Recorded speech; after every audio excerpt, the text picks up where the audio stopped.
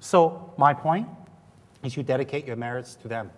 People asked me on the Facebook a few days ago, Rinpoche, there's this group, there's that group who don't follow the Dalai Lama, who don't follow this guru, who don't follow that. What should I do about them? Should I still be friends with them? And I didn't answer. What is there to answer? You see, if people are sinning and are doing the wrong thing, we don't reject them. We must show them love and compassion, teach them more knowledge. Because the way to turn them around is not by saying, I don't love you anymore. The way to turn them around is by giving them knowledge. So therefore, for your enemies who do harm to others, and you know they do harm and they're harmful, you should dedicate merits. Why? If they have the merits, one day they can transform. Don't you want everybody not to suffer? Maybe not right now. Maybe you want some people to suffer because they get on your nerves. But look, the best Buddhist is the Buddhist who lets go. Don't seek revenge. Don't seek harm. Don't seek to get anyone back. Because ultimately, it's karma. Ultimately. So when we take refuge, what I want you to go home in a short while will be done. When you take refuge, what I want you to remember very strongly, please, if you're 100 years old, if you're 50 years old, or you're young like me, 46, or is it 45? I forgot my age. Anyways, I want you to go home saying, I will fight the enemy within. From today on, after refuge, please, with respect, control your speech. Before you say or do anything, make sure what you say is what you're going to do. I know it's going to be hard sometimes. What you say is what you're going to do, not you just said it to look good for the moment. And what you say is the truth. And what you say is correct to the best of your knowledge at that time.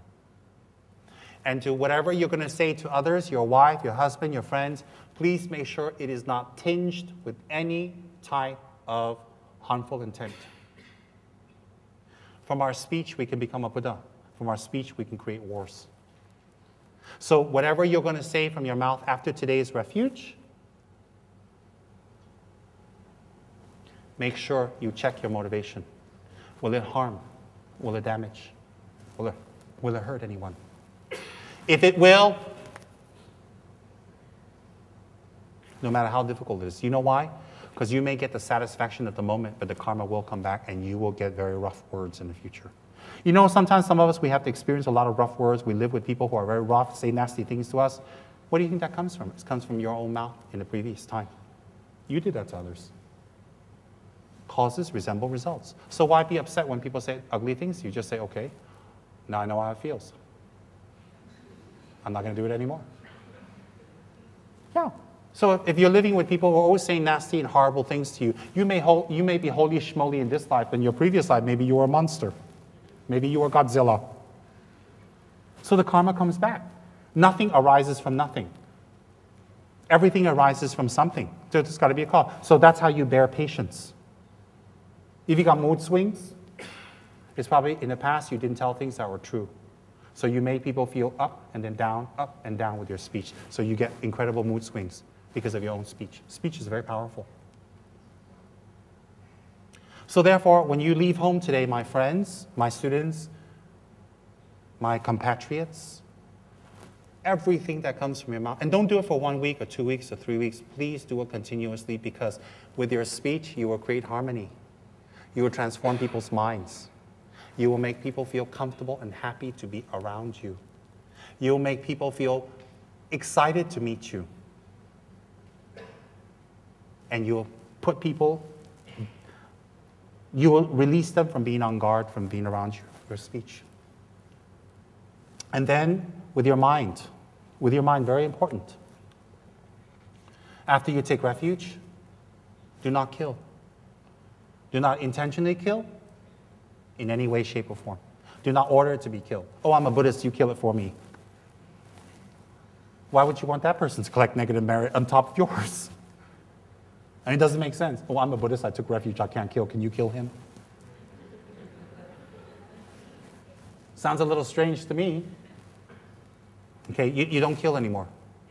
Really, you don't kill. After you take refuge, you don't steal. And I'm talking about white-collar stealing, normal stealing, pilfering, whatever it is. You go to 7-Eleven, oh, I'm short of money, let me steal that cupcake. Never mind, it's for my Dharma practice. No. You don't do stealing in any way. Stop. After you take refuge, no, okay, I'm going to say it, get excited, get ready, sexual misconduct. What does sexual misconduct mean?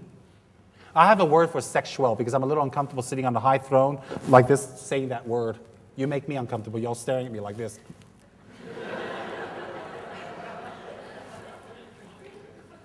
You're making me very uncomfortable. You all should go like this. How can you say like that? You're not. You're all like that. Paris is like. So I'm not going to use that word anymore because you're making me very uncomfortable. I have my own word for that word, and it's bubali. So no bubali misconduct. What's that? It's very simple. You don't cheat on your wife. But can I cheat when I'm away because she doesn't know? It wouldn't hurt her. You know why I say that? I've had hundreds of people come and tell me they're confessing they're cheating on their wife, and is it bad that she doesn't know? Well, you can go and steal from 7-Eleven. They don't know. Is that bad karma? Just because they don't know doesn't mean it's bad karma. Doesn't come whether they know or not. It comes from your act, your intent. Well, is it okay if I just keep one mistress and not 4? Well, I don't know what to do. I really love my kids, I love my wife, and I love my mistress. Why can't I have both? Is there a puja? Yeah, people ask me that. They sit in front of me and they ask me, is there a puja they can have their mistress and their wife and their kids won't disrespect them because they found out they have a mistress? Can I do a puja? Is there a mantra?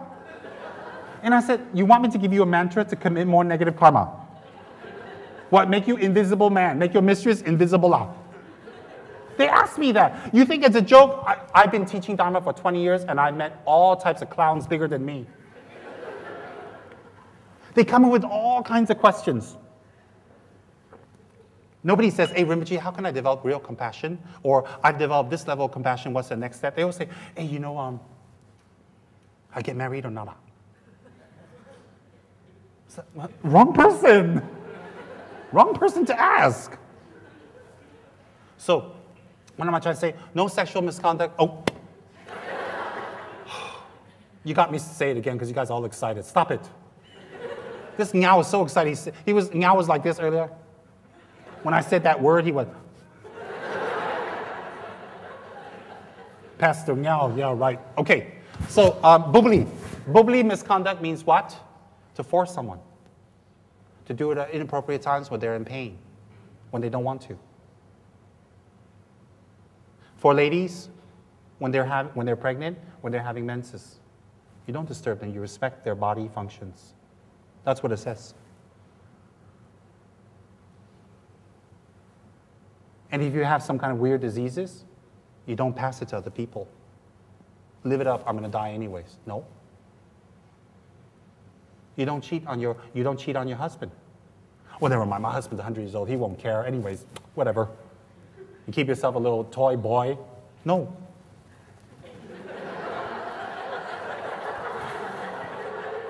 You can only achieve this through meditation. Where when your face is here, your neck is there. And when your face is there, your neck is there. Only by you want to see, wait, you guys can't do it, what? Powerful stuff, huh? Only a Rinpoche can do this. And Lu. Okay, now.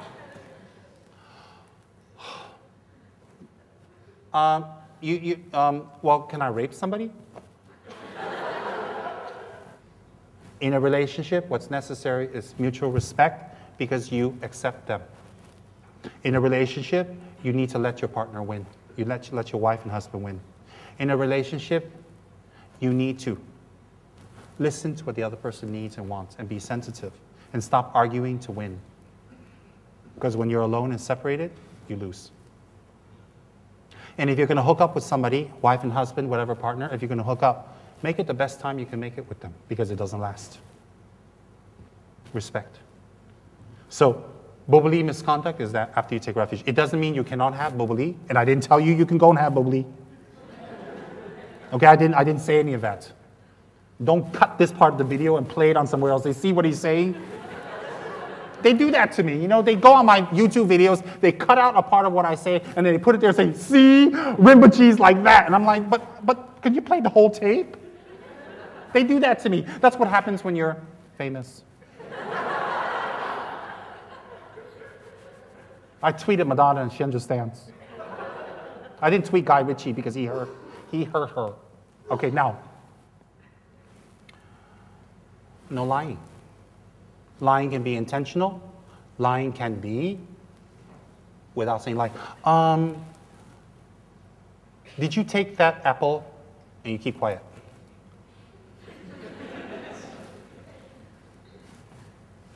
You keep quiet. And so when you don't answer, you're not lying. But if you're letting them know that you didn't take it, that's your intention, you lied. Okay, there are different types of lying. There's a lying when someone asks you, you know, they're 500 kgs, they haven't washed in a year, and they're dead. They ask you, is that person beautiful? You're like, yes. I mean, that's not lying. That's saving someone's feelings. Lying is when you have an intent to say something wrong to hurt. Okay, a deer runs that way. The hunter chases. Which way did the deer go? That way? Is that lying? No. Because your intent is not to harm. Now, don't twist that around to all kinds of different things, you guys. You guys are very sneaky. All kinds of weird scenarios. You know what lying is. You know what lying isn't. Now, come. From lying, you can make your life short. From lying, you can make people mistrust you. And from lying, you create the causes to become extremely lonely in the future. Okay? The best you can. If you're a serial liar, cut it down. Get help. Therapy, medicine, medication, meditation. Get tape, put it over your mouth. You know, if you're a serial liar, you got to work on it. Then after you take refuge, no divisive speech. Hey, did you hear her? She got her double eyelid done. But don't tell anybody I told you. And then when your friend shows up, she's like this.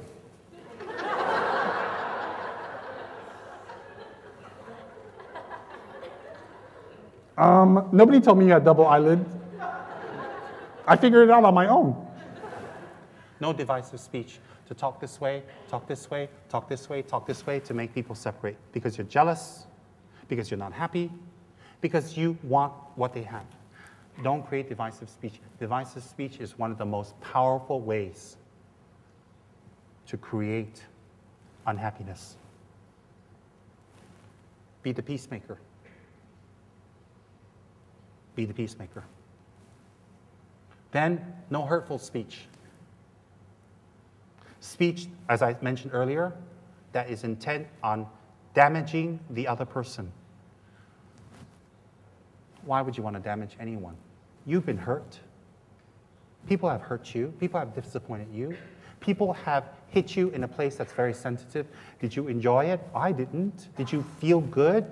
How did you feel about that person? How did you feel yourself? If you didn't like what you felt, why would you want to do that to someone else? Hurting another person or another being because you were hurt doesn't take the hurt away, and it also doesn't make the hurt better. If you're hurting, go do charity work. If you're hurting, go heal people. If you're hurting, do something beneficial for others.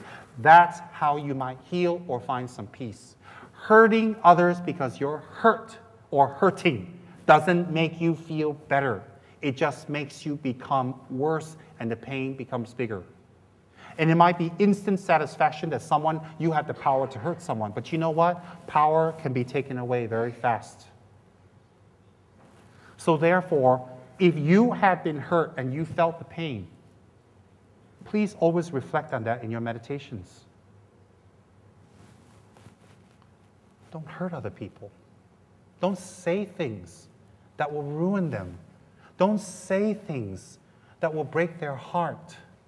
Don't say things that will disappoint them and make them feel no self-worth. Don't say and do things because you're jealous or you want to get past them. Don't do that. We have enough suffering in our life. We have enough problems in our life. Why make more? use your speech in a way that brings another person happiness. And always speak the truth, and whatever you say, do it. It's more important to suffer doing it and fulfilling what you said than to suffer later when people have lost respect for you.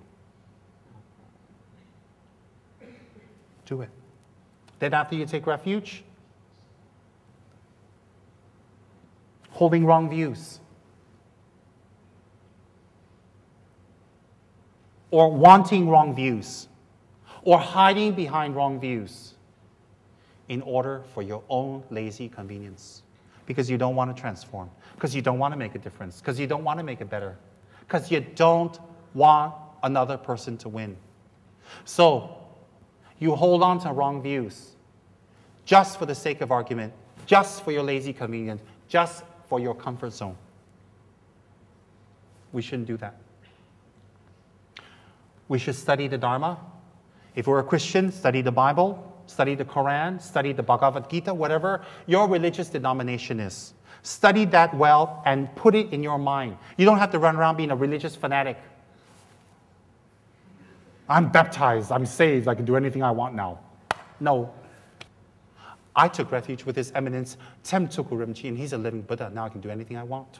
I don't think so. After you've taken refuge, you know what's the right way to go, if I may share? More humble, more humility, more acceptance, more learning, more tolerance for others and yourself. That's the way to go after refuge. You want to be a Buddhist? I'm teaching you what a Buddhist means. People say, oh, Buddhist is a philosophy. They don't believe in a God, therefore it's not a religion, it's a philosophy. You know what? Whatever works. Whatever works to make you a better person. We don't need labels. You want to believe it's a religion? Fine. You want to believe it's a philosophy? Fine. As long as you're a good person that makes everyone around you happy and you fulfill your commitments, that's all anybody's asking. So what's important here is not a philosophical debate. What's important is after refuge, more humility. Please study the Dharma more and practice the Dharma. Make peace, forgive, become a better person. Not immediately, with time. After refuge. Attend classes. Do pujas to remove your inner obstacles. Inner obstacles are more worse than outer obstacles. And then watch your mind grow and become better year after year after year. And see the people around you that you bring peace and happiness to. Then, you are a true Buddhist. And it doesn't matter what other people think. It doesn't matter. And whether you have an elaborate altar at home and you do hours of mantras, the real mantra is battling the enemy within. Every single day, every single moment. Do not be lazy. Push yourself to achieve. Whatever you say, do what you have said. Don't make people chase you and remind you. And always be honorable. Why should you be honorable? Because if you're not, you make people suffer. You make people unhappy. That's not what religion's all about. Religion shouldn't make other people unhappy. If they twist it around and use it in the wrong way, they can make people unhappy saying it's religion, but it's not religion. I've made a lot of mistakes, but it's not because I'm Buddhist. I made it because I made the mistakes. So therefore, after refuge, I would recommend all of you, if you don't have a personal sadhana yet, a sadhana is a transformational meditation. After refuge, I would request with all humility and enthusiasm to do the Guru Yoga of Lama Tsongkhapa every single day, because all 84,000 teachings of Buddha are contained in the Guru Yoga. What mantra should you recite? Tsongkhapa's Miktsema. Recite it well. It contains the energy of skillfulness, wisdom, and great compassion. And it's the mantra recommended. The Dalai Lama praises Miktsema mantra so much. Panchen Lama wrote so much on it. Recite the Miktsema daily. Well, when you see animals, recite it. Blow it. When you see animals, blow it on them. Recite it. Let them hear. Plant the seeds of Dharma in their mind. You don't have to do 3 hours of meditation a day. You can do 10, 15 minutes, quality, to transform your mind. Check. And when you're reciting Miktsama, please don't think about the sexy lady that just walked by. Oops, there I go again. Don't think about that nice, handsome man walking by. Don't think about the vegetarian burger you're going to have a Kechara oasis after this. After you take refuge, do Lama Tsongkhapa's Guru Yoga every day. And when you come to the part of Miktsama, do a contemplation on all the people who've been kind to you in your whole life until tears stream down your face and you wish to repay their kindness. And recite Miktsama according to the meditation I already taught. It's on YouTube. And do the dissolution. If you like and you have time and you really want to make your practice totally complete, okay, totally, you really want to be like a Tibetan monk, then after Miktsama, after the dissolution of Guru Yoga Tsongkhapa, you do Satrap's praise by the 5th Dalai Lama. And you do his black tea, you do, his mantra. I'm burping because I drank a lot of Coke that you didn't have. Anyways, then you do a black tea to Satrap. And if you have extra obstacles, just the phrase to Satrap, you do extra. And you don't pray to Satrap, remove my enemies, destroy them, you took refuge, remember? You know, make my ex-wife lose and pay for it, make my ex-husband learn, make his mistress die. No. You don't do that. You know, if you went for an operation, went wrong, make my operation right. Just go to a new doctor lah. Now what you should do is, if you want to make your practice really complete, you do Satrap. And you know what? The next year, there's this protector with 4 arms. He's fabulous, he's wonderful. He has 2 horses, even more powerful. Buy Satrap, hello, new Satrap. No. Once you stick to it, once you start it, you go all the way. Don't jump. You can change restaurants, except for vegetarian restaurants. You can change your clothes. You can change your hair. Right, Ethan?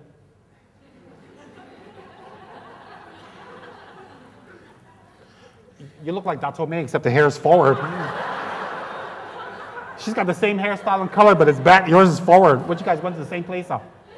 I think the guy at the salon did a rush job. You know, Dato was here, Ethan was here like, oh, wait. I went. Okay, no, he's cute. He's a nice boy. Nice boy. Works very hard most of the time. Anyway. Do the Satrap. Remember, my friends, these are practices I brought from the monastery. 1, 2, 3. They may look a little exotic and strange to you, but these are practices I brought from the monastery, from 600 years of tradition, Tsongkhapa's own practices. All the high lamas and monks are practicing. If these 3 deities are good enough for them, they're more than good enough for you. You guys understand? You may not know it fully, learn. So you do your practice every single day. And if you're sick, then you recite Miktsama and blow it on your medicine. And visualize Tsongkhapa dissolving into your medicine. And then take it. It will be very effective.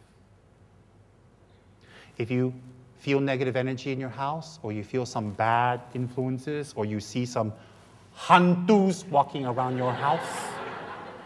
And yes, the hantu is not your husband. It's a real hantu.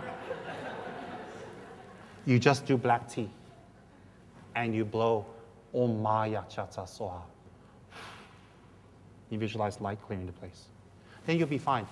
Do your Satrap in your office, in your home, in your place, any place you don't feel comfortable. Some people are quite sensitive. I'm not trying to raise some superstition or fears here, okay? You know, most Chinese people, they have Cheng Beng. You know, you bring all your stuff to the cemetery to make offerings to the dead, the deceased. Whether they get it or not, I don't know, but it's a respect to your lineage. That's beautiful. It's respect. It's Chinese respecting where they came from. Nobody has the right to say whether it works or not. But sometimes the cemetery has powerful energy. Before you go, you do a little black tea to Satrap and you blow your mantra. Om Maya Chatsa Soha, Om Maya Chatsa Soha. No, that's not me, that's the fan. It's making me bigger. Now, before you go there, you can blow. You visualize red light around you and go. And then you know all those funny things at the cemetery, like, woo.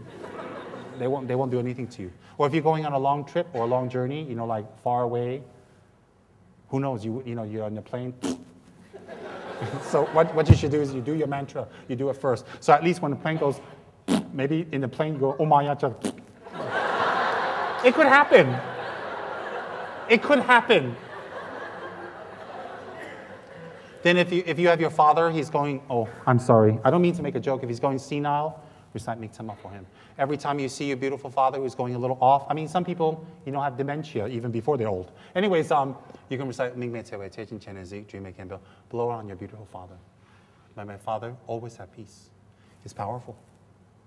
You see, the spirit of Buddhism is to benefit others as much as possible, to respect others, to tolerate. This is the spirit of real Buddhism. And Buddhists should practice that. So after you've taken refuge, I